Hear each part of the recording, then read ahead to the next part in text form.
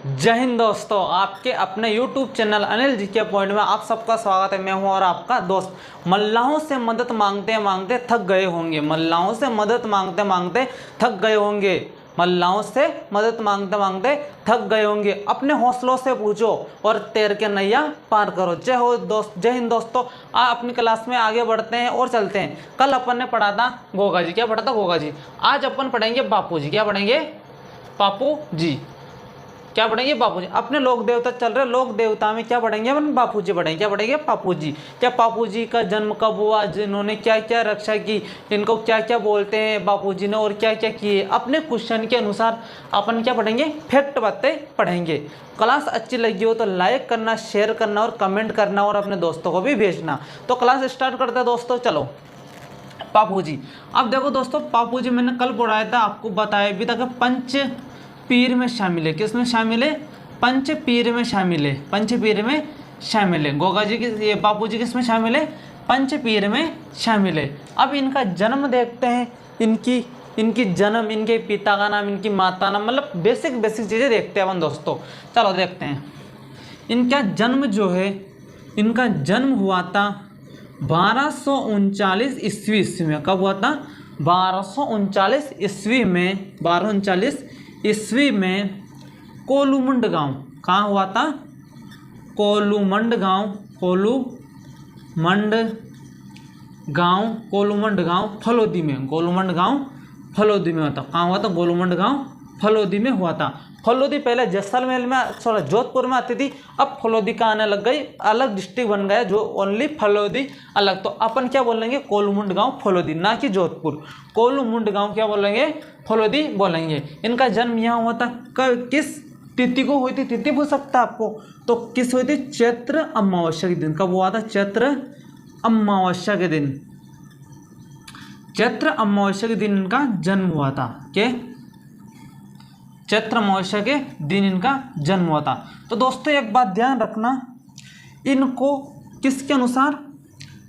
आसिया मोर्जी व आसिया मोर्जी व नैणसी के अनुसार, आसिया मोर्जी और नैणसी के अनुसार इनका जन्म जूना गांव जोधपुर में हुआ था।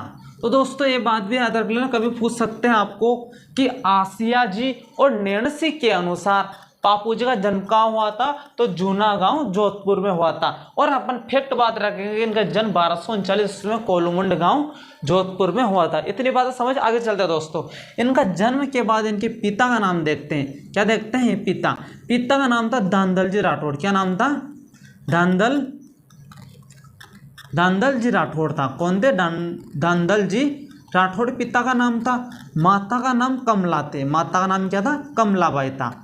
माता का नाम कमला था। इनकी पत्नी का नाम देखो दोस्तों, इनकी पत्नी का नाम दो नाम मिलता है।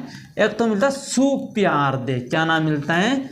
सुप्यार दे। और एक मिलता है फूलम दे। सुप्यार दे और एक क्या मिलता है? फूलम दे। कितना अच्छा नाम है, सुप्यार दे, यानी तुम मुझे अच्छा प्यार दो। और फूलम दे, इनकी पत्नी का नाम सुप्यार दे मिल सकता है आपको, या फूलम देव मिल सकता। अब ये दोनों नाम एक ही है, पर आपको अलग अलग, पर ये दोनों नाम क्या है? एक ही नाम है, एक ही लड़की का नाम है। तो इनका ये कहाँ की थी? ये थी अमरकोट के। कहाँ की थी? अमरकोट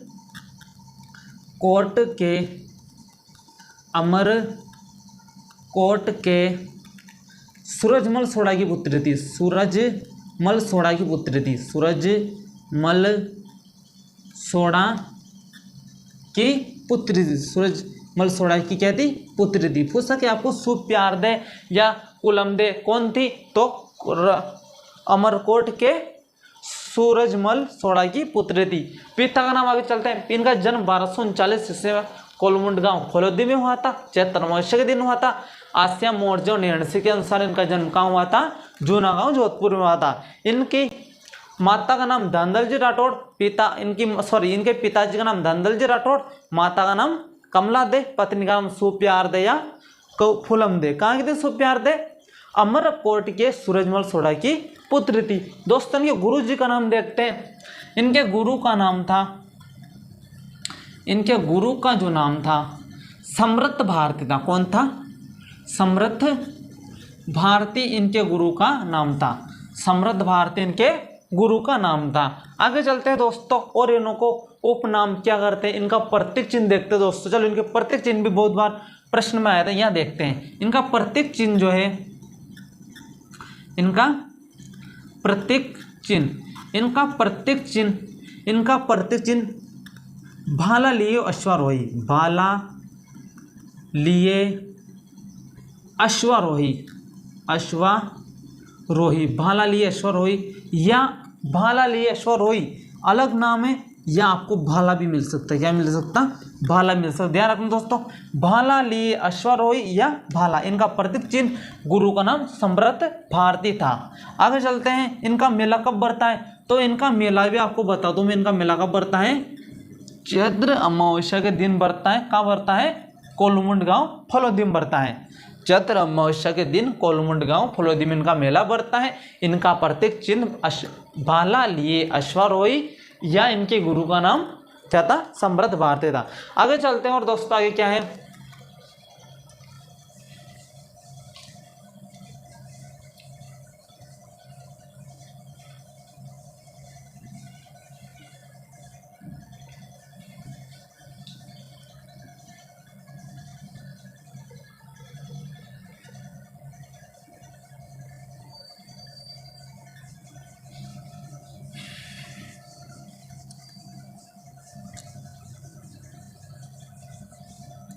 इनकी घोड़ी, इनकी घोड़ी क्या थी? इनकी घोड़ी का नाम था केसर कालमी थी। ये घोड़ी इनकी थी, एक गुजर की थी, उनकी थी। तो आगे देखते अपन, ये जो घोड़ी थी किसका, घोड़ी का क्या नाम है? केसर कालमी थी। बहुत बार पूछ सकता है, केसर कालमी थी, केसर कालमी थी। ये केसर कालमी जो है कौन से रंग की थी? काले रंग की थी, काले रंग की। पूछेगा तो नहीं, क्वेश्चन में तो नहीं आएगा, पर आपको याद रखना है केसर काल में कौन सा रंग की थी? काले रंग की थी। ये घोड़ी देवल चारणी ने दी थी। किसने दी थी? देवल चारणी ने बापूजी को दी थी। घोड़ी देते समय बापूजी को, घोड़ी देते समय, घोड़ी देते समय देवल चारणी ने, देवल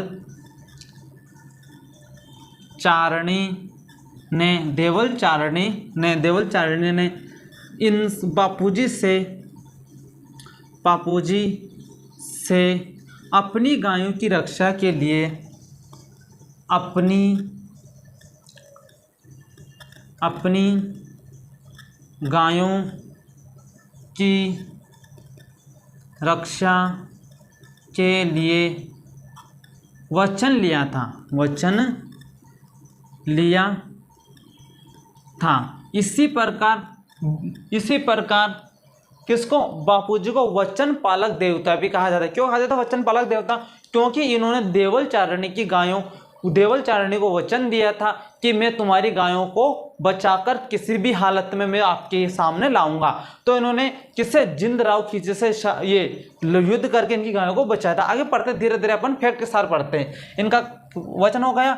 इनकी बहन का नाम, इनकी बहन का नाम आपसे पूछे तो कौन था? सोहनबाई थी। कौन थी? सोहनबाई था। अब आपसे पूछते थे शादी कहाँ की, तो इनकी जो शादी है किसकी? सोहनबाई की शादी। सोहनबाई की शादी जायल शासक, जायल कहाँ का आता था? नागौर में आता था। तो जायल शासक जिंद राव खींची से की, जिंद राव खींची से की।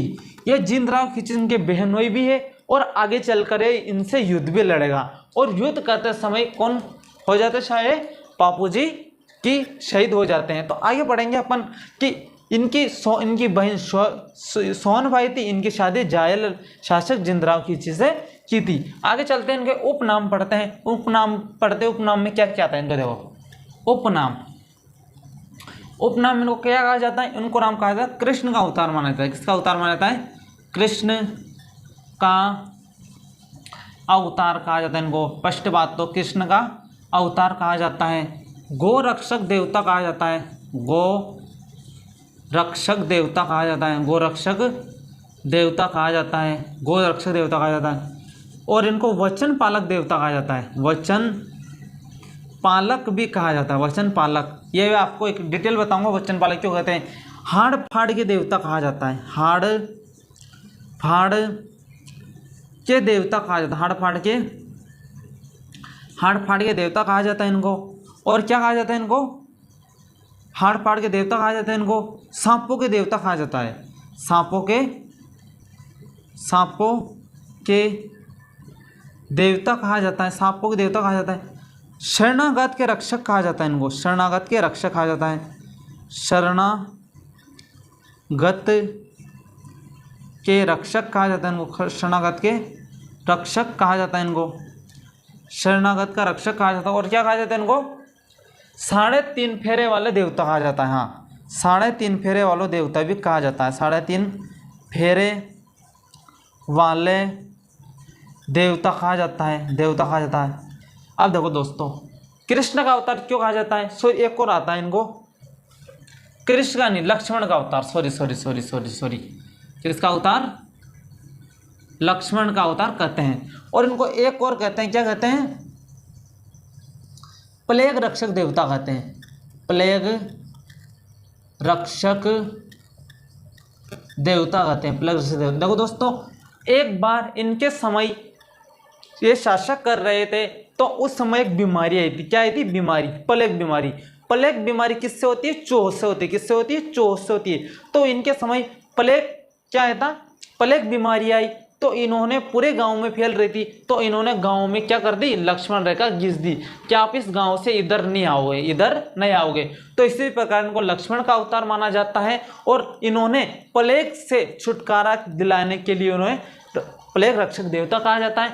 गो रक्षक देवता, इन्होंने देवल चारणी की गायों की रक्षा की थी, इसी प्रकार इसको गो रक्षक देवता कहा जाता है। वचन पालक, देवल चारणी को दिया गया वचन निभाया था, इसी प्रकार इनको क्या कहा जाता है, क्या कहा जाता है, वचन पालक कहा जाता है। हाड़ फाड़ के देवता, इन्होंने युद्ध में लड़ा था तो इनके इतने घाव हुए थे कि कुछ पता नहीं चलता है, तो इसलिए क्या कहा जाता है, हाड़ फाड़ के देवता। मतलब युद्ध के समय इनके इतने छिद्र हो गए थे शरीर में, तो इसको हाड़ फाड़ के देवता कहा जाता है। सांपों के देवता किसे कहा जाता है, क्योंकि इन्होंने कोई भी सांप को डस लेता है तो इनके मंदिर में जाकर इनकी बबूत लगाते हैं, तो सांपों से क्या हो जाता है, वो छुटकारा पा लेता है, यानी सही हो जाता है। तो इनको क्या कहा जाता है, सांपों के देवता कहा जाता है। शरणागत के देवता, इनके शासन काल में कोई व्यक्ति शरण के लिए आया था तो उनको उन्होंने शरण प्रदान की थी, तो उन्हें क्या कहा जाता है, शरणागत के देवता कहा जाता है। 3.5 फेरा, देवल चारणी की गायों को जब जिंदरा खिंच ने अपहरण किया था तो इनकी शादी हो रही थी, तब उस समय उन्होंने 3.5 फेरे लिए थे। और फेरे को छोड़कर, इन शादी को छोड़कर उन्होंने कहाँ गए थे, वो गायों को बचाने के लिए गए थे। तो इसी प्रकार इनको 3.5 फेरे वाले देवता कहा जाता है। मतलब शादी के समय इन्होंने कितने फेरे लिए थे, 3.5 फेरे लिए थे। आगे चलते किसके क्या आता है, और आगे चलते हैं दोस्तों। यहाँ समझ में आ गए, केसर काल में इनकी घोड़ी की रंग थी, देवल चारणी ने दी थी घोड़ी, ठीक है ना। आगे चलते हैं।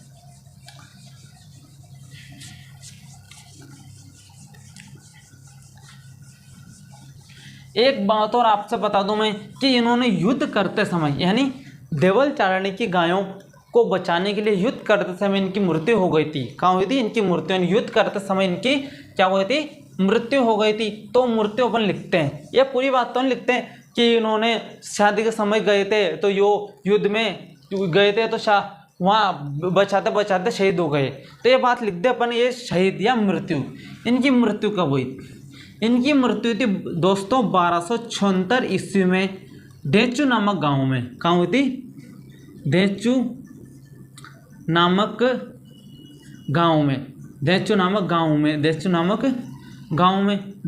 गांव कहाँ पड़ता है, जोधपुर में पड़ता है। कहाँ पड़ता है, जोधपुर में बढ़ता है। कहाँ बढ़ता है? जोधपुर में बढ़ता है। इनका मेला आपको बताया, इनका मेला कहाँ बढ़ता है? कोलुमुंड गांव बोलो जोधपुर में बढ़ता है। आगे बता दूंगा मैं आपको। चलो इनका मंदिर लिख लेता हूँ, इनका मंदिर लिख लूँ।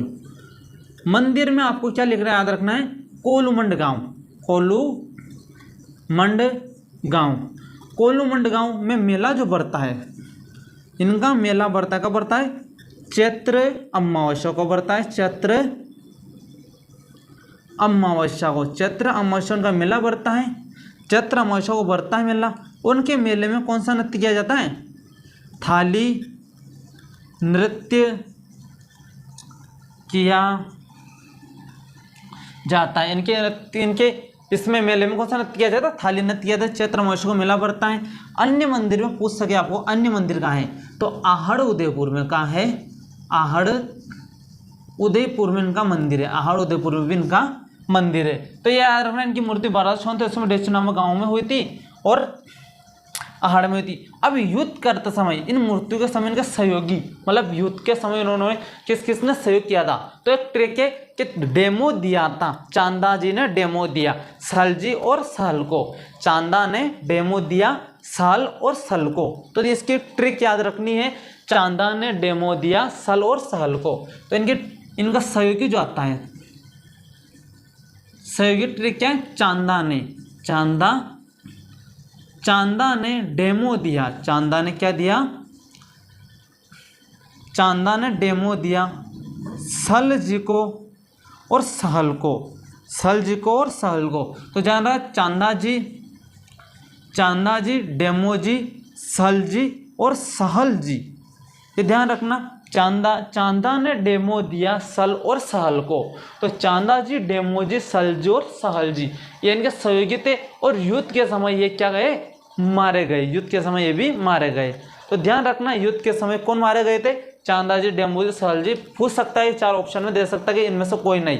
तो वो आपको ध्यान रखना है कि कौन कौन था सहयोगी? चांदा जी, डेमो जी। जैसे कि अपन ने रामदेव जी में सहयोगी पढ़ा था, उसके बाद पापू जी में सहयोगी पढ़ा था, उसी पर अपन ये गोगा जी में सहयोगी पढ़ा था।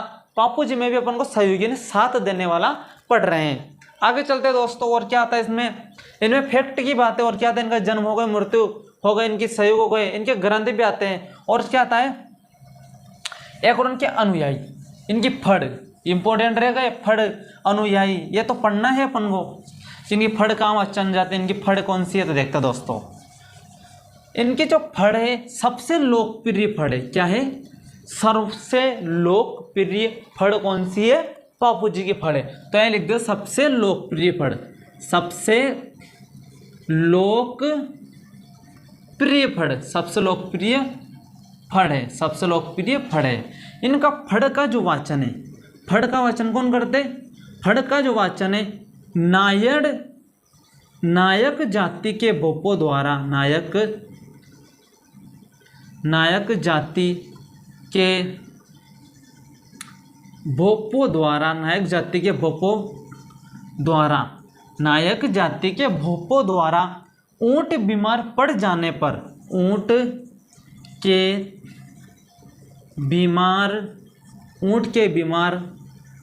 पड़ जाने पर, ऊंट के बीमार पड़ जाने पर फड़ का वाचन करते हैं। फड़ का वाचन करते हैं।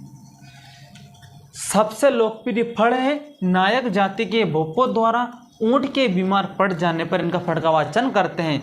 इनके फड़ के समय कौन सा वाद्य यंत्र का प्रयोग करते हैं? फड़ के समय इनका वाद्य यंत्र जो है वो कौन सा वाद्य यंत्र के करते हैं? रावण हत्ता वाद्य यंत्र। रावण हत्ता वाद्य यंत्र से, रावण हत्ता वाद्य यंत्र से क्या करते हैं? वाचन करते हैं। रावण हत्ता वाद्य यंत्र से फड़ का वाचन करते हैं। और दोस्तों आगे बढ़ते हैं। सबसे लोकप्रिय फड़ का वाचन करते हैं, रावण हत्ता जरूर करते हैं। और ध्यान रखना, इनके अनुयायी, यानी इनके जो अनुयायी है, अनुयायी कौन है? अनुयायी इनके रायका और रेवारी जाति, दोनों एक ही। रायका बोल दो, रेवारी बोल दो, दोनों एक ही है। तो ध्यान रखना, इनके अनुयायी रायका या रेवारी, रायका और रेवारी 3.5 फेरे लेते हैं। रायका और रेबारी शादी करते समय 3.5 क्या लेते हैं, 3.5 फेरे लेते हैं। तो आपसे पूछ सकता है लेते हैं कि इनके अनुयायी कौन है, तो रायका रेबारी कितने फेरे लेते हैं, 3.5 फेरे लेते। क्यों लेते हैं, क्योंकि पापू जी ने भी शादी के समय कितने फेरे लेते, 3.5। उसी प्रकार रायका रेबारी ने भी कितने फेरे लेते हैं, 3 फेरे लेते। और थ्योरी समाज के लोग इनको सारंगी वाद्य यंत्र से, या भी लिख लें, थ्योरी जाति के लोग सारंगी वाद्य से, थ्योरी जाति के लोग सारंगी वाद्य से क्या करते हैं, इनका यश गाते हैं। क्या करते हैं, यश गाते हैं। थ्योरी जाति के लोग इनका यश गाते हैं। और एक पावड़ा भी आते हैं, शौर्य से ओत पोत गीत, यानी शौर्य, मतलब उनको पहाड़े को सुन लेने, गीत को सुन लेना तो क्या बोलते हैं, एक शौर्य आ जाता है, अंदर से जोश आ जाता है। तो एक लिखा देता हूँ मैं आपको, यहाँ दिखा देता हूँ कि पावड़े क्या है, पावड़े पापू जी के गीत। क्या है, पापू जी के गीत, पावड़े पापू जी। पाव ऐसे याद रखना आपको कि शौर्य से भरा हुआ, शौर्य से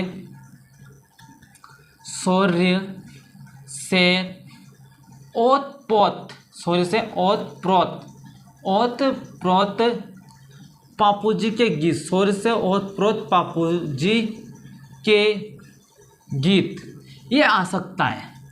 ब्यावले आ सकते हैं, छावली आ सकते हैं, पावड़े आ सकते हैं। ब्यावले रामदेव जी के भजन होते हैं, छावली गोगा जी के गीत होते हैं, पावड़े शौर्य से ओत प्रोत पापू जी के गीत होते हैं। ये तीनों ध्यान रखना दोस्तों।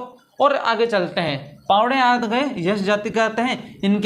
इनकी फड़ का वाचन करते समय रावण हत्ता वाद्य यंत्र करते हैं। और कौन करते हैं इनके फड़ का वाचन, नायक जाति के लोग करते हैं। इनके अनुयायी रायका और रेबारी 3.5 फेरे लेते हैं। आगे चलते हैं दोस्तों, इनके कुछ ग्रंथ भी है। अभी अपन ने मेला पढ़ लिया, और एक थाली नृत्य इनके मेले में, यहाँ लिख देता हूँ, मैंने लिखा हो तो मैंने, थाली नृत्य करते हैं इनके मेले में। कौन सा नृत्य करते हैं, थाली नृत्य करते हैं इनके मेले में। कौन सा नृत्य करते हैं, थाली नृत्य करते हैं इनके मेले में, थाली नृत्य करते हैं। आगे चलते हैं दोस्तों, इनके कुछ ग्रंथ हैं, ग्रंथ में बात करते हैं। वो ग्रंथ अवश्य करके पूछ सकता है आपको। तो ग्रंथ में आपको बहुत शॉर्ट तरीके से, जो अच्छे लगा देखना, और बहुत शॉर्ट तरीके से, मतलब अच्छे तरीके से ट्रिक के साथ अपन उन 5 ग्रंथ या 6 ग्रंथ हैं उनको याद करते हैं। कैसे करते हैं देखना। पहले तो आपको क्या करना है, पहली बात तो मैंने एक बात लिखाई थी आपने, आसिया मोर्जी। कौन, आसिया मोर्जी पहले आया था। आसिया मोर्जी और नैण सिंह के अनुसार, आसिया मोर्जी और नैण सिंह के अनुसार पापू जी जन्म कहाँ हुआ था, जूना गांव में होता। उसी प्रकार यहाँ तो इन्होंने आसिया मोर्जी ने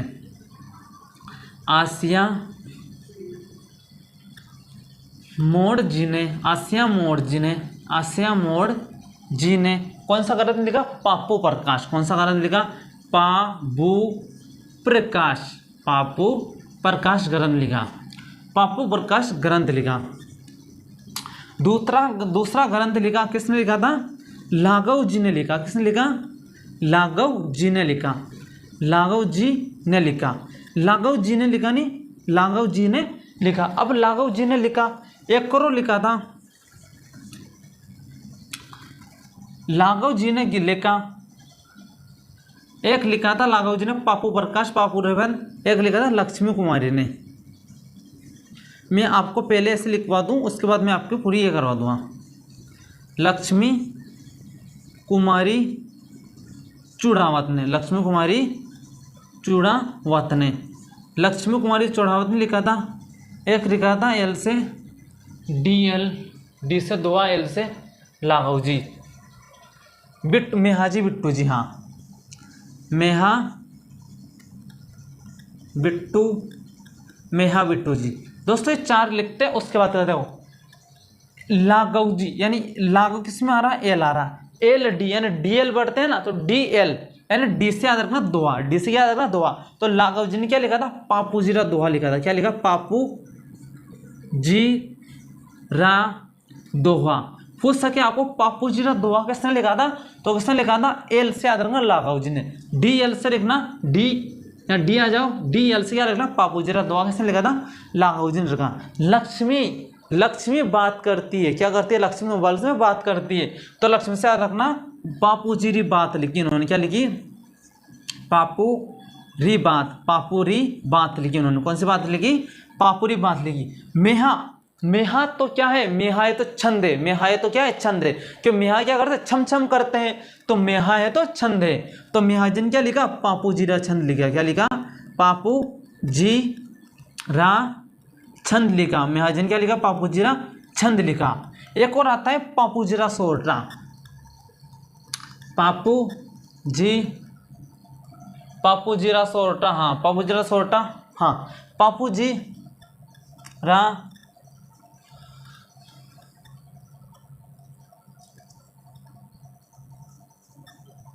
हाँ हाँ दोस्तों पापू जीरा सोरटा ये लिखा था। पापू जरा सोरटा, शोर कौन करते हैं, राम जी करते, शोर कौन करते हैं, राम जी करते हैं। क्यों, राम जी अयोध्या से जब दीपावली के समय आए थे तो अपन ने दीपक जलाए थे, पटाखे फोड़े थे, तो ध्यान रखना सोरटा से शोर कौन करते हैं, रामनाथ, राम के आने पर करते हैं, तो रामनाथ कविया, रामनाथ कविया। तो देखो दोस्तों पापू जीरा, पापू पर पापू पर का आसिया मोर्जिन लिखा, पापू जीरा जोहा, पापू जीरा दोहा लाघव जी ने लिखा, पापू जीरी बात लक्ष्मी जी, लक्ष्मी पापू जीरी बात लक्ष्मी कुमारी चुड़ावत ने लिखी, पापू जीरा छंद मेहाजी ने लिखा, और पापू जीरा सोरटा। ध्यान रखना सोरटा से रामनाथ, छंद से मेहा, बात से लक्ष्मी, दोहा से लाघव, और पापू प्रकाश तो आपको याद ही होगा आसिया मोर्जी ने लिखा था। ये 4 से 5 ग्रंथ है अपने दोस्तों, ये 5 ग्रंथ आपको से छठे ग्रंथ आपको मिल भी सकता है पर नहीं मिलता मन, ये 5 ग्रंथ तो आपको याद होना ही चाहिए, कभी कैसे प्रश्न आ सकता है। अपन सारे 20 से लगाकर एसआई तक का रिविजन पढ़ते रहेंगे, ऐसे नहीं कि छोटी, अपन को ऊंचाई तक जाना है, कहाँ तक जाना है, ऊंचाइयों तक जाना है, इसलिए आपको धीरे से जीरो से हीरा बनना है। क्या बनना है, जीरो से हीरा बनना है। वेरी गुड, आगे चलते हैं इनके बारे में, और क्या इनकी गोडी लिखवाई थी, गीत हो गया।